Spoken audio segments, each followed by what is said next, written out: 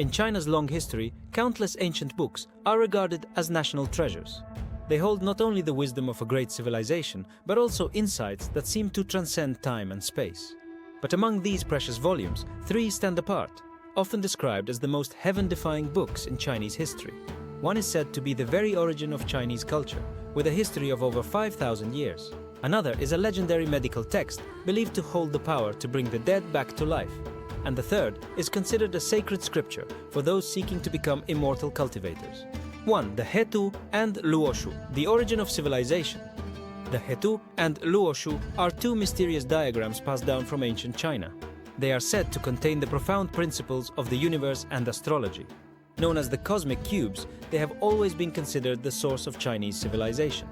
Originally, the Hetu and Luoshu did not exist as books, but appeared as patterns in the lives of the ancient people. Over time, these patterns were recorded and gradually evolved into the form of a book.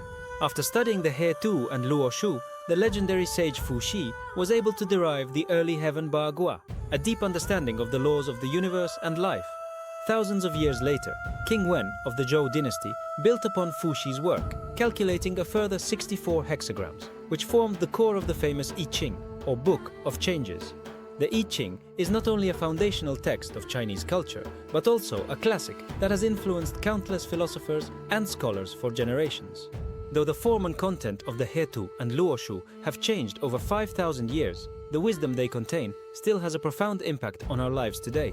They are seen as the key to unlocking the mysteries of the universe. 2. The Yin Fu Jing, the secret scripture of immortals. The Yin Fu Jing, or scripture of the hidden accordance, is one of Taoism's greatest secrets, regarded as a holy scripture by countless practitioners. This mysterious classic, with its brief and profound language, is said to explain the secrets of the world and hold the key to immortality. According to legend, a man named Li Quan from the Tang dynasty discovered it by chance. Li Quan was passionate about seeking immortality and often traveled to famous mountains. While at Mount Song, he found a bundle hidden in a rock crevice. Inside was an ancient book written on silk. He read the words but could not understand their meaning. It wasn't until he later traveled to Mount Li that he met a white-haired old man. The old man told him that the scripture he held was the very one that the mythical Yellow Emperor received from the goddess Jutian Xuannu, the mysterious lady of the nine heavens. Before his great battle with the horned god Qi Yu, the Yellow Emperor sought the goddess's advice on the art of war. With her teachings, he was victorious. After receiving this book, the emperor studied it diligently and eventually ascended to heaven on the back of a dragon. Although the Yin Fu Jing has only a little over 300 words, it contains infinite wisdom. Different people understand different principles from it.